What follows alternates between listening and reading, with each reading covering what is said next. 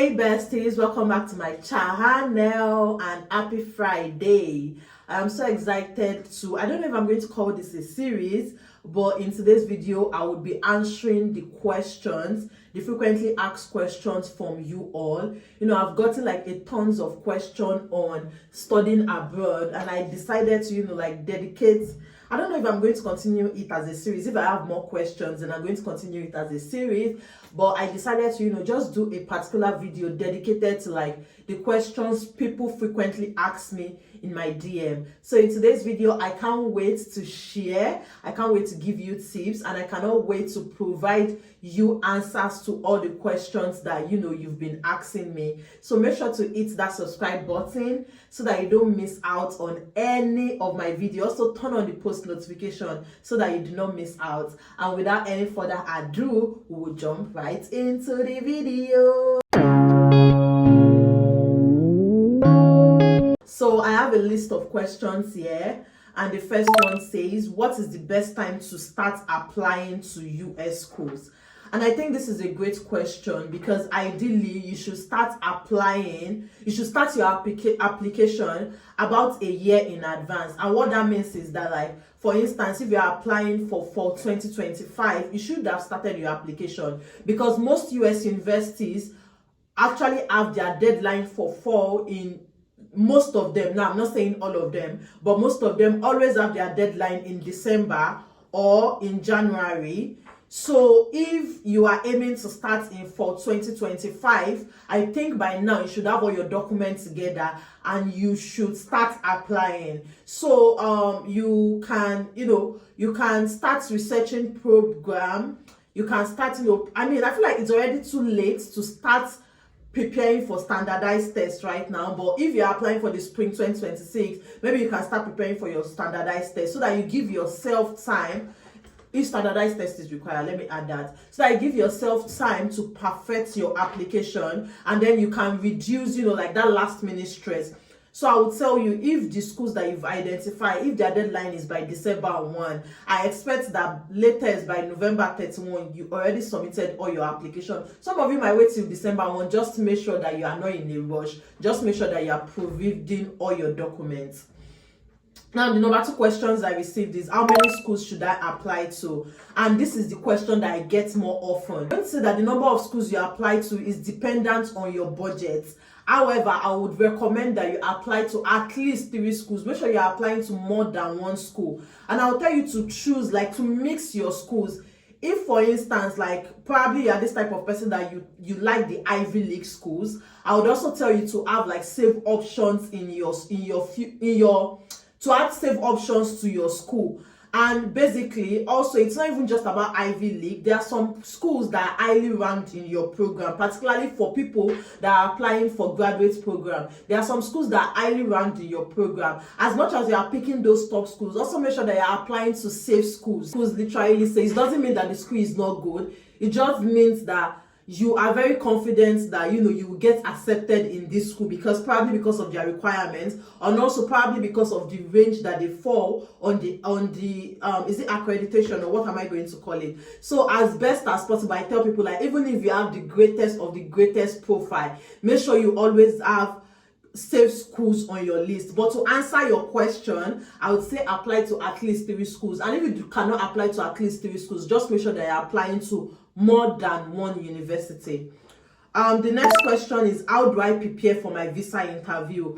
Okay, this is a very big question, and honestly, I was going to say that I should wait to get admission first, but also looking at it, I'm like, okay, maybe the person that asked this question has actually gotten their admission. So the first thing you need to remember is that the visa interview is all about showing that you are genuinely planning to study in the US. It's all about showing that you have a clear plan for yourself, that you have a clear reason you chose your institution, you know what you are going to study, you know how your degree aligns aligns with your career goals, and you also have like strong home ties. So for you to prepare well for your interview, I would say you should practice answering questions confidently. I made a video on frequently asked questions for your visa interview, and I'm going to link that up on the screen. So if you ask this question, I would say just go and watch that video and practice. And I've also made series of videos. I'm starting a series on where I answer questions, like those frequently asked questions. So I'm also going to link probably 2 of them on the screen. Just go to my visa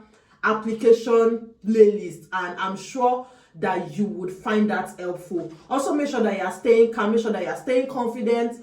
If you have deficits, make sure you go to the embassy with your statement of accounts. Make sure you go with your statement of account. I don't care whatever deficit it is you have, whether it's $2, whether it's $3. Make sure you go to the embassy with your proof, with your statement of account. Also, make sure that you go with all your documents. Like literally, I say it's just a piece of paper. You can literally go with all your documents. So make sure that you go with all your documents and pray, because prayer is the key. So make sure you're also praying, and I wish you all the best. Okay, so quickly I'm going to jump to the next question. The next question says, what should I include in my personal statement? And I actually love this question, because I feel like the most interesting part for me during the admission process is the ability to write your personal statement, because it is your chance to shine. It is your chance to tell your story. Like, I cannot even imagine like having to apply for admission without getting the opportunity to talk about my story. So you can talk about your journey, you can talk about how you chose your field, like how you chose your program, you can talk about what motivated you to choose your program. You can be specific about like how studying in the US will help you achieve your goals. Also, make sure that you are including your career goals. Make sure you are including your career objective. Make sure that you are also tying it back to the specific institution. Always remember that the admission officer, they know that you are unique, and they want to hear that your unique story. Okay, so share your personal experiences. Of course, share your experiences that are relevant, and always remember to keep your experiences authentic. Don't over exaggerate and don't under exaggerate. I don't know if there's an English like that, but don't under exaggerate your experience as well. Like, don't be humble, but also do not over exaggerate your experience. Okay, so I also made a video on how to write the perfect statement of purpose that I'm going to link on the screen. So the final question that we'll be answering today says, how do I get scholarship? And like we all know, scholarships can be a lifesaver. Like, we all know how expensive it is to study in the US. So you can start by researching you can start by researching your program. You can start by researching your school. Always make sure that you are looking at the specific information on financial aid.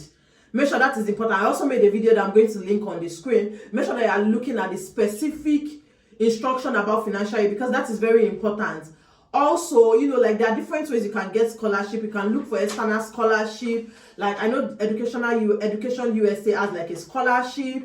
I know there are different, ways for you to get funded in the US. So just research more about that. But also look into graduate assistantship. For undergraduate students, look into the specific amount a university is offering you. Also, make sure that you are applying early, because that is very helpful. Some universities will tell you that if you apply by this particular deadline, you will get scholarship, you will get financial aid. So that is very important. So that is it, bestie, on today's question and answer. And I hope that these answers are super helpful for you, and they've helped your journey, and they've given you like a clearer idea of what you should expect as you are trying to, study in the US. And if I didn't get to your question today, don't worry. Just keep dropping your question. Actually, drop your question in this comment, like in this comment section. Whatever question you have, drop it. And like I said, I don't know if it's going to be a series, but if I receive so many questions, then I might as well just turn it to a series. So thank you all so much for the amazing questions for today. And thank you so much for being an awesome community. Like, the way you people show up for me, I am so, I'm so wowed. So thank you so much. Also, do not forget to like, do not forget to subscribe, do not forget to turn on your post notifications so that you do not miss my weekly videos. And I'm going to see you in my next video. I'm going to see you next time. And I love you so much, and I am rooting for you. Bye.